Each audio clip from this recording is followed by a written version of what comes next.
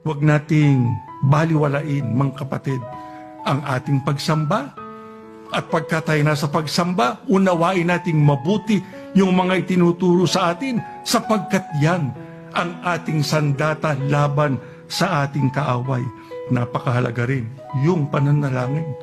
Ang pananalangin kasi, mga kapatid, hindi lang sandata, depensa rin natin laban sa ating kaaway.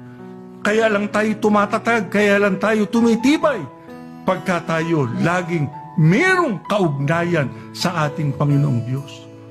Mahalin natin ang ating pagkaiglesia ni Kristo. Pagbutihin natin ang ating pong mga paglilingkod sa Kanya.